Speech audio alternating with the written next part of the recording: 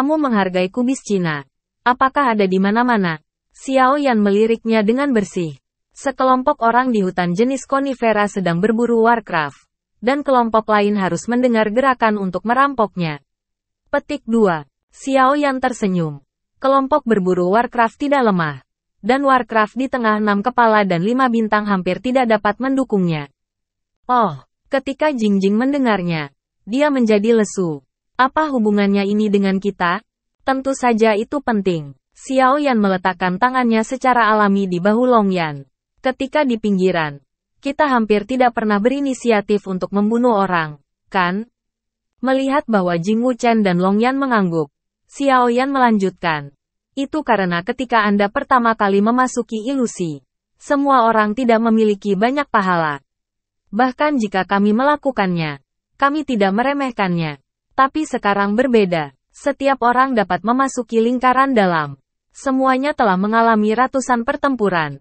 Dan ada banyak pencapaian untuk siapapun. Petik 2. Nada suara Xiao Yan menjadi lebih dingin. Meskipun kami bukan pembunuh. Di sini, jika kamu tidak membunuh, kamu akan dibunuh. Dan, untuk mendapatkan hadiah dari wali itu, kami akan sementara menempatkan apa yang disebut kasih sayang singkirkan itu. Petik 2. Kata-kata Xiao Yan mencerahkan mata Jing Wuchen dan Long Yan. Apa yang kamu tunggu? Bunuh mereka. Kami ingin melewati. Tetapi tidak membunuh masa lalu. Xiao Yan mencibir. Mereka akan segera bertemu. Biarkan mereka menggigit anjingnya. Saat mereka kehilangan satu sama lain, kita akan memanfaatkan nelayan itu. Terjebak oleh kata-kata Xiao Yan, Jingjing Chen tidak bisa tidak memandang Xiao Yan dengan jijik. Sepertinya kamu bukan orang baik. Aku tidak pernah mengatakan bahwa aku adalah orang yang baik. Xiao Yan cemberut dengan acuh tak acuh. Terutama saya tidak tahu kapan saya akan membunuh jiwa. Mengapa tidak menghemat energi? Jing Wuchen menghela nafas. Ya. Meskipun menurutku kata-katamu selalu sedikit konyol. Tapi aku harus mengakui bahwa kamu benar-benar masuk akal. Sepertinya kamu bukan orang yang baik. Xiao Yan tertawa. Melihat bahwa Xiao Yan baru saja memberikan evaluasinya kepada Yu Yan. Xiao Yan memberikannya apa adanya. Dia sangat cemas sehingga dia tidak sabar untuk menggambar mulutnya sendiri. Dan dia pikir mulutnya sangat murahan. Lalu mengatupkan giginya.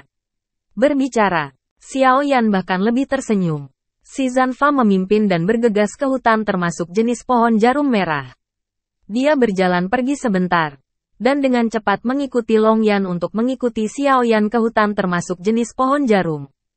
Di antara beberapa pasang surut, Xiao Yan dan ketiganya telah menyapu ke puncak pohon tinggi di tepi hutan jenis konifera merah.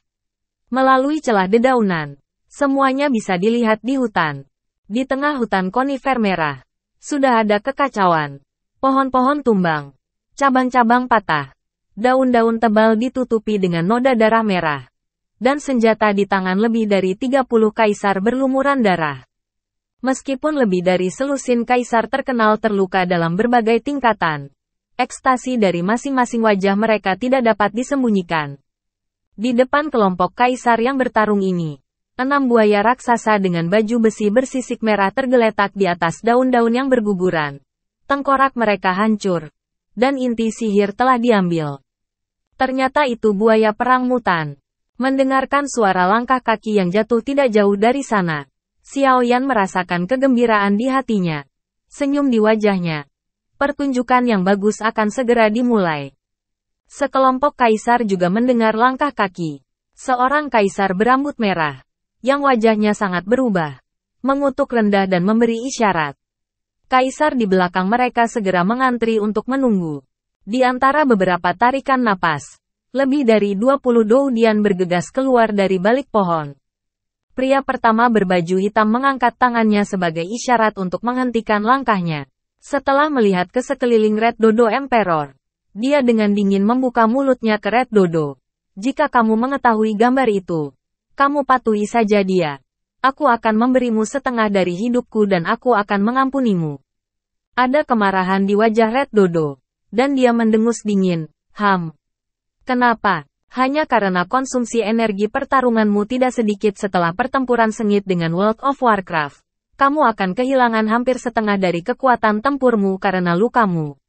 Pria berbaju hitam itu tersenyum samar. Membiarkanmu menyerahkan setengah saja sudah cukup untuk wajahmu. Jangan bersulang atau melempar. Jika kamu mengganggu Lao Su, kamu tidak akan bisa berjalan-jalan. Beri kami cukup wajah, jangan bicara begitu baik. Jika kamu tidak memakan genggaman kami sama sekali, apakah kamu akan bertanya kepada kami? Red Dodo berteriak dengan marah. Kamu mendengarkan Lao Su. Lao Su bahkan tidak memikirkan apapun. Jadi kamu tidak melihat peti mati dan menangis? Pria berbaju hitam itu tenggelam dan membanting jarinya. 20 Kaisar Dou berdiri di belakang dada mereka dan maju selangkah. Momentumnya seperti teratai yang marah. Dan daun-daun yang patah di bawah kaki mereka tergulung di udara dan tertiup menjadi debu. Wajah Kaisar Hongdou sangat jelek. Dan matanya hampir terbakar. Di satu sisi ada tentara yang lelah. Dan di sisi lain sudah siap. Sekilas pro dan kontra jelas. Tapi nada dirampok saat diserang tidak bisa ditelan. Setiap orang adalah kaisar pertempuran puncak bintang 4. Meskipun ada lebih dari selusin orang yang terluka di pihak mereka sendiri. Tidak peduli berapa banyak orang yang mendominasi. Mereka mungkin tidak dapat bersaing satu sama lain. Red Dodo mengayunkan pedangnya dan meraung. Saudaraku, bunuh kelinci-kelinci ini. Membunuh mereka. Saudaraku. Ayo, pria di Red Dodo sudah kehabisan napas, dan segera bergegas dengan pedang prajurit di bawah tepuk tangan pemimpin. Untuk sesaat, bayang-bayang hutan konifer merah terhuyung-huyung, dan bila cahaya dan pedang melihat cahaya dingin, dan seluruh hutan hancur total oleh pertempuran antara kedua belah pihak. Terlepas dari kerusakannya, kekuatan Kaisar Gayung Merah cukup kuat. Dan orang-orang berbaju hitam memimpin lebih dari 20 Kaisar Dover untuk sementara waktu. Matahari berangsur-angsur miring ke barat. Dan Raja Merah Doi akhirnya bertarung dalam pertempuran sengit. Seseorang terus jatuh di bawah pedang lawan. Dan darah menodai tanah menjadi merah. Melihat bahwa skala kemenangan secara bertahap miring ke arah musuh. Dominator Merah merasa kesal. Dia berteriak. Orang yang tersisa tidak lagi bertahan. Dan pedang mengubah hidup mereka. Segera, beberapa pria di Blackman meninggal secara tragis. Situasinya menjadi lebih tragis. Menurutmu pihak mana yang akan menang terakhir? Bersembunyi di dedaunan. Long Yan berbisik pada Xiao Yan. Meskipun Red Dodo tidak takut mati di sisi lain. Bagaimanapun, itu terlalu banyak konsumsi sebelumnya. Sekarang adalah akhir dari panah otomatis. Hanya masalah waktu sebelum kekalahan. Bahkan jika dia bisa menang, pria berbaju hitam itu diperkirakan telah menderita banyak korban. Jing Wuchen bergumam di sampingnya. Bukankah ini hasil yang kita inginkan? Xiao Yan dengan malas menyandarkan kepalanya di dahan pohon. Paling lama setengah jam. Pertempuran ini akan berakhir. Dan kita harus keluar kalau begitu. Setengah jam berlalu.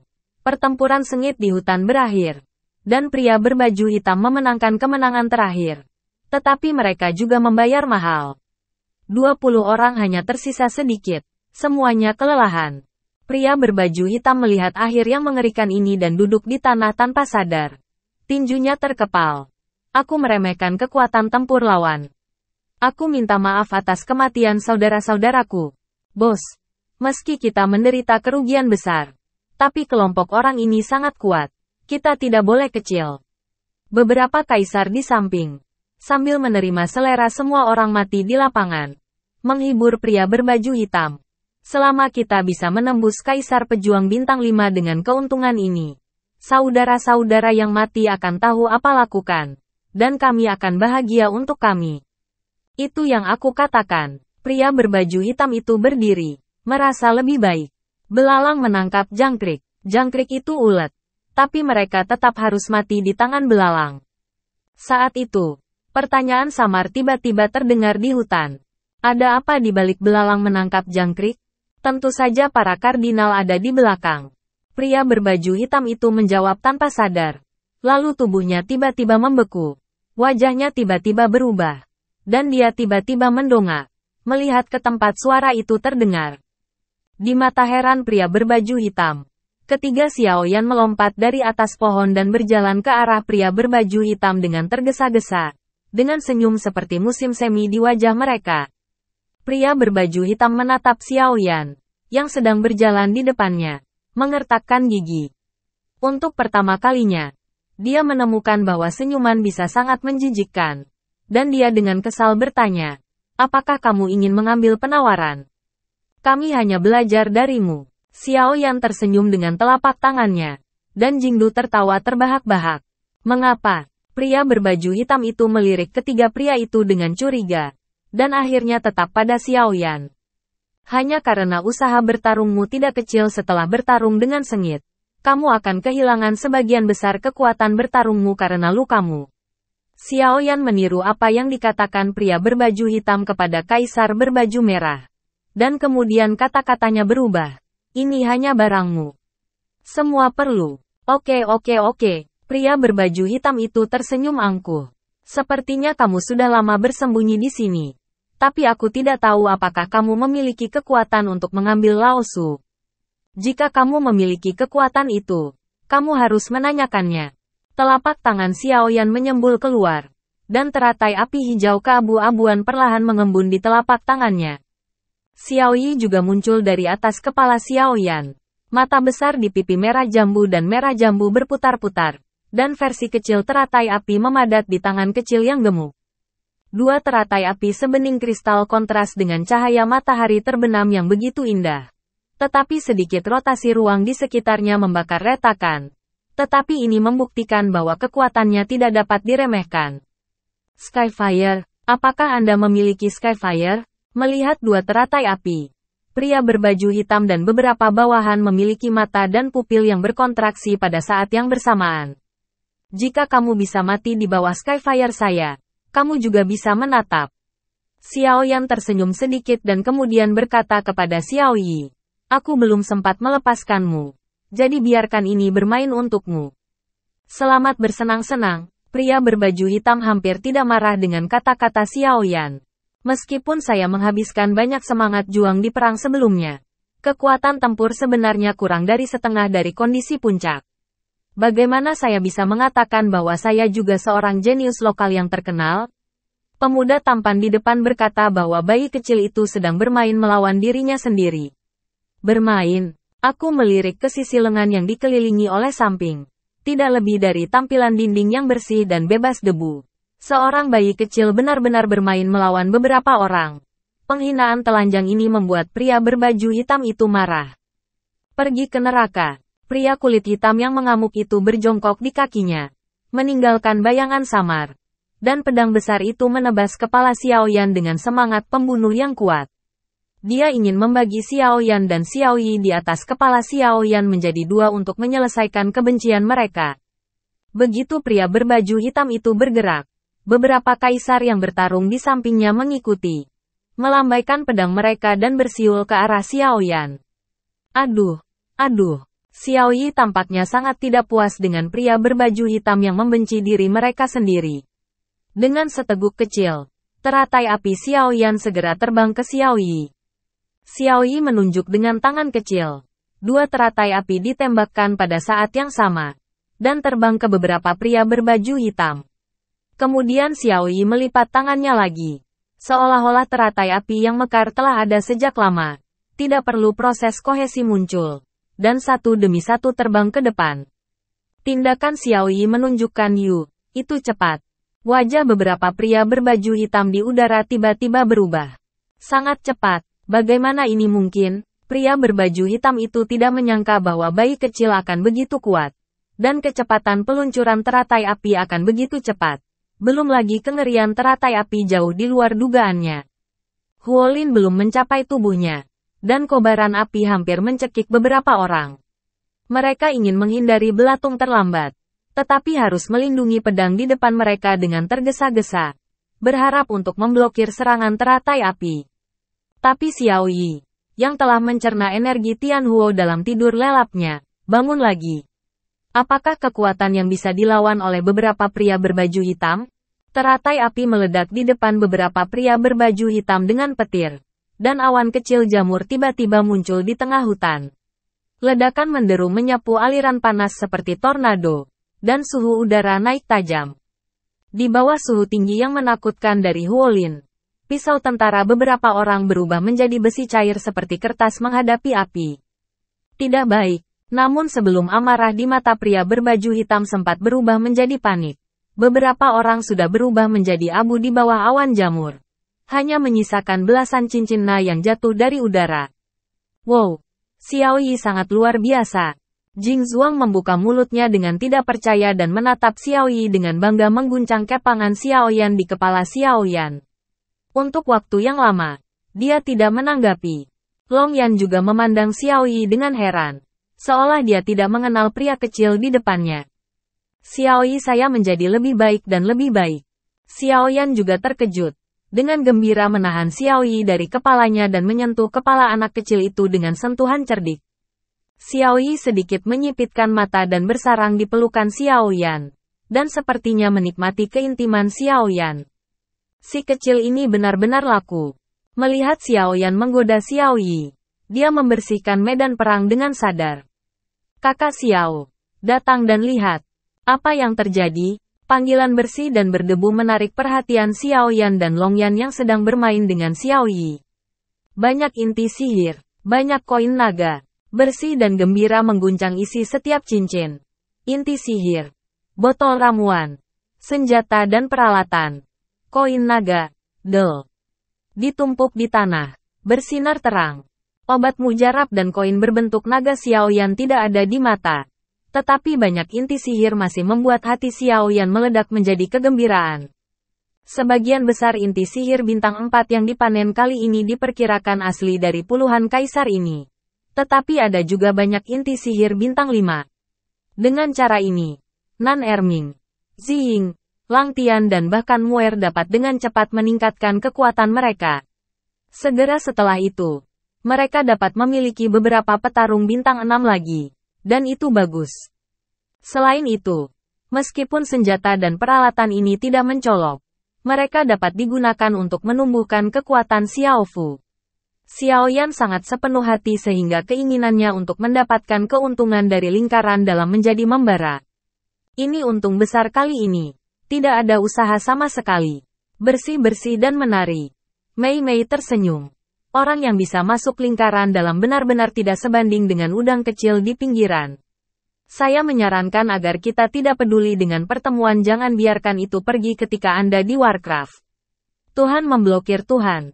Dan Buddha memblokir Tuhan. Petik 2. Jing Jing berdebu dengan kegembiraan. Dan tanpa sadar menepuk bahu Long Chan. Semakin dia menembak semakin keras. Dia tidak menarik tangannya sampai dia melirik Long Chan. Singkirkan barang-barangnya. Pertarungannya hanya sedikit sepi, mudah untuk diperhatikan. Ayo pergi dari sini dulu. Xiao Yan memperingatkan dengan hati-hati sekilas pada senja yang tenggelam. Ini baik, namun sesaat. Semua rampasan dibersihkan. Bahkan tubuh buaya perang tidak jatuh. Ayo pergi. Di mana bayi kecil ini? Jing Wuchen menunjuk Xiao Yi, yang sedang berbaring di atas kepala Xiao Yan dan berteriak, begitu saja. Kakak Xiao. Kamu berpakaian hitam. Tidak berbeda dengan malam. Tetapi ada lentera kecil, berwarna merah muda di kepalamu. Bukankah itu terlalu menonjol di malam hari? Jing Wuchen berbisik.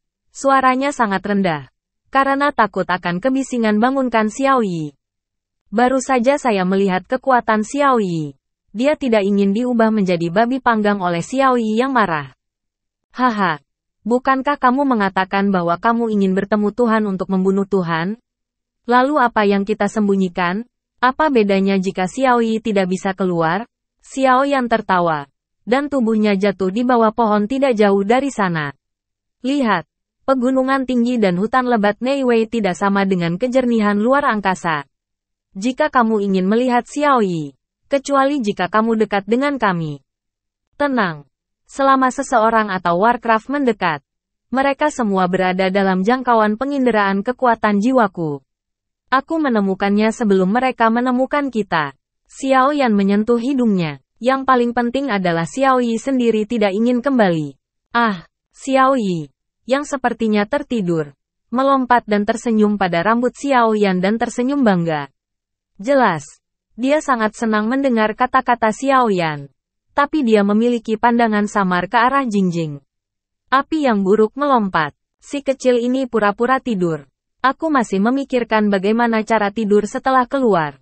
Aku takut aku akan memintanya untuk kembali. Xiao Yan tiba-tiba menyadari. Bisakah kamu bertemu? Jing Wujing memandang Xiao Yi dengan hati-hati. Masih tidak bisa tidak mengingatkannya. Tidak masalah. Melihat bahwa Jing Wuchen berulang kali mengingatkan dengan itikat baik, Xiao Yan menusuk Xiao Yi dengan jarinya. Oh, Xiao Yi berkerut dan mendengus pada hidung kecil Jing Qin. Namun, selama dia tidak kembali ke dunia gelap di tubuh Xiao Yan, Xiao Yi tidak bertentangan dengan persyaratan lainnya. Dia bertepuk tangan dan menarik kembali api yang mengelilinginya ke dalam tubuhnya. Segera setelah nyala api menghilang, Xiao Yi mengenakan ikat pinggang merah muda tidak jauh berbeda dengan bayi merah muda. Tetapi jika Anda melihat lebih dekat, Anda dapat melihat bahwa murid Xiao Yi memiliki nyala api dan pingsan di bawah kulit tembus pandang.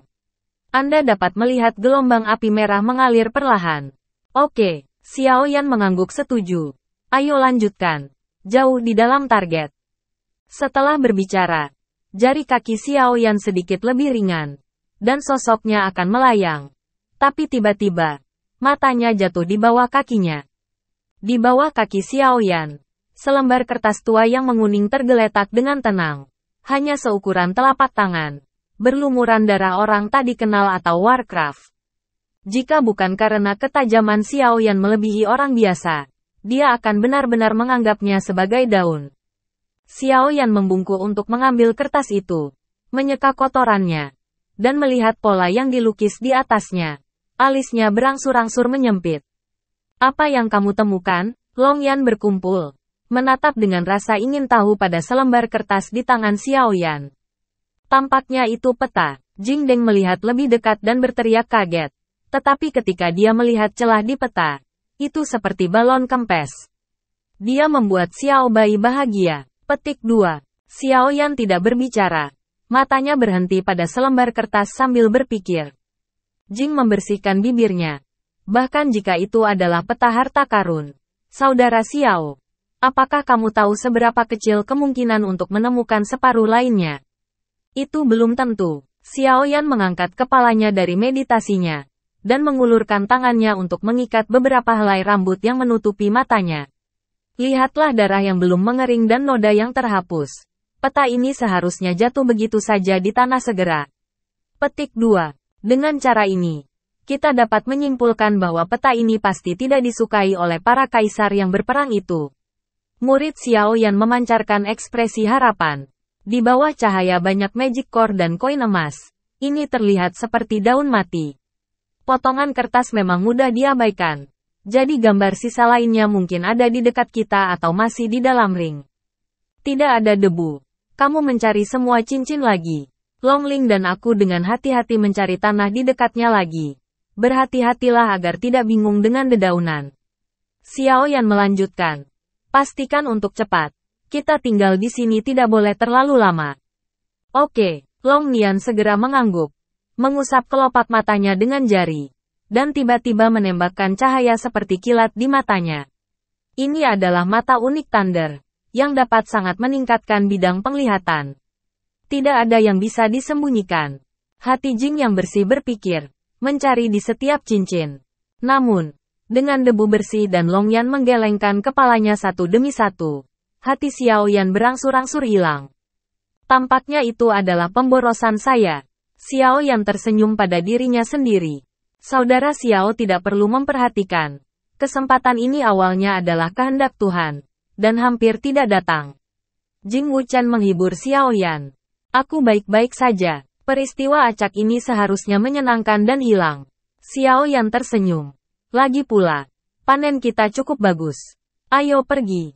Yah, jalan masih panjang. Dan masih banyak hal baik. Jing Wuchen mengambil daun yang digulung dan mengikuti Xiao Yan ke depan. Tapi Kejing hanya 1 atau 2 langkah sebelum dia mabuk oleh Long Yan. Bersihkan saja. Jangan bergerak. Oke, Jingdu menoleh. Matanya sangat bingung. Xiao Yan juga menoleh dan menatap Long Yan. Dan tidak mengerti apa yang dilakukan Long Yan. Angkat kakimu. Long Yan berjalan cepat ke Jing Wuchen dan berkata. Apa yang sedang kamu lakukan? Mendengarkan nada imperatif Long Yan, Jing Wuchen merasa sedikit kesal. Tapi dia masih mengangkat kakinya di bawah tatapan Xiao Yan, dan solnya terbalik. Ketiganya tumpul, dan ada sisa gambar yang menempel di telapak debu yang bersih. Xiao Yan melihat peta di tangannya, dan kemudian melihat gambar sisa yang menempel di sol sepatu bersih tanpa debu, dan wajahnya perlahan tersenyum sedikit. Kapan kamu menginjaknya? Jingdu menelan ludah, perlahan mengangkat peta dari sol sepatu, dan menyerahkannya pada Xiao Yan. Xiao Yan tidak berbicara, tetapi hanya mengumpulkan dua gambar sisa, dan air mata itu sangat cocok. Mata Jingdu Chen lebih lebar dari lentera, dan wajah kecil Long Yan tersenyum. Melangkah melalui sepatu besi dan tidak menemukan tempat, tidak akan memakan waktu lama. Keberuntungan ini ada di sini, dan sangat tidak mungkin untuk menghentikannya. Xiao Yan memandang Long Yan dengan gembira. Suaranya bergetar karena kegembiraan. Long Yan, bagaimana kamu mengetahuinya? Berkat mata guntur dan kilatku. Aku hanya melirik saat dia mengangkat kakinya. Dan melihat jejak kuning yang terlihat dari ujung sol sepatunya sama sekali berbeda dari daun yang jatuh. Long Yan tersenyum sedikit bangga. Peta ini hampir terkubur di sini karena sepatu yang bersih dan berdebu. Kamu, Jing Wuchen tercengang oleh lelucon Long Joke. Tetapi segera menjadi lebih bangga daripada Long Jie. Itu tuanku. Aku beruntung. Aku hanya berjalan-jalan. Bisa menginjak gambar sisa. Sebelum menunggu Long Yu untuk menjawab, dia menggosok tangannya. Bertanya-tanya apakah itu karena penasaran atau untuk mengalihkan topik. Dan mendesak Xiao Yan, lihatlah peta. Ini memang peta harta karun. Xiao Yan tersenyum dan menunjuk garis kecil di tengah peta. Lihat. Tulisan lengkap di atas setelah kombinasi. Setiap 9 atau 9. Saat yin dan yang dibalik, rumah harta karun terbuka. Jika kamu punya kesempatan, kamu bisa masuk. Ya Tuhan, Jing Wujing berseru. Kakak Xiao, kamu kurang beruntung. Bulu mata emas Long Yan berkedip beberapa saat, dan sentuhan kegembiraan melayang di wajahnya. Menatap Xiao Yan dan melihat peta harta karun, dan dia menyeringai. Hahaha, itu semua berkatku. Xiao Yan tertawa. Tetapi sepertinya memikirkan sesuatu lagi. Sedikit mengernyit. Dan bertanya dengan bingung. Tapi apa arti angka 99 ini? Apa arti yin dan yang terbalik? Petik 2. Saya tidak mengerti tuan kecil yang Anda katakan. Saya pikir selama Anda mengetahui lokasi rumah harta karun, semuanya akan mudah ditangani. Saran Jing Wuchen. Hal yang sama juga. Lalu, jika kamu melihat peta, bisakah kamu menemukan di mana rumah harta itu? Xiao Yan melewati peta. Jingdu mengambil peta itu, melihatnya beberapa kali, dan semakin mengernyit. Kenapa? Kamu tidak bisa melihat? Xiao Yan bertanya. Ini sepertinya peta yang digambar sebelum bencana kuno. Saat ini, bentuk lahan Dou telah banyak berubah. Tempat yang tergambar di peta ini terlalu asing. Meskipun saya menyebutnya Master of Knowledge, saya tidak dapat melihatnya. Petik 2. Jingdu menjawab dengan jujur. Xiao Yan dan Long Yan terlihat sangat kecewa.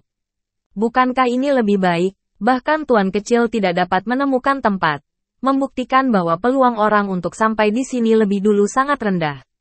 Diperkirakan orang yang mendapatkan peta ini sebelumnya tidak dapat menemukan tempat. Jing Wuchen tampak kecewa. Kedua pria itu tertawa. Tapi jangan khawatir tidak menemukan tempat. Ya, salah satu teman saya mahir dalam hal ini. Tidak peduli dia dalam astronomi, geografi, atau peta langit berbintang. Dia tidak bisa menjadi lebih baik tanpa dia. Yin dan yang terbalik. Saya kira dia juga bisa retak. Petik 2. Benar-benar. Xiao Yan bersuka cita. Dan batu giok meringis yang dibawa kembali oleh Nan Erming dan Xiao Zhan muncul di benaknya. Sejak peta dicetak oleh Zenni, belum ada berita. Dapat dilihat betapa sulitnya memecahkan peta harta karun. Apakah teman dengan mulut bersih benar-benar memiliki kekuatan surga? Tapi kamu juga mengatakan bahwa ini mungkin peta sebelum bencana kuno. Bisakah temanmu benar-benar memecahkannya? Temanku, awalnya memiliki bakat luar biasa dalam kultivasi. Jika dia berkonsentrasi pada kultivasi, meskipun dia tidak berani mengatakan bahwa dia akan menjadi jenius yang tiada taraf, itu pasti akan menjadi bakat super. Hampir semua energi dan waktu dihabiskan untuk mempelajari misteri kuno.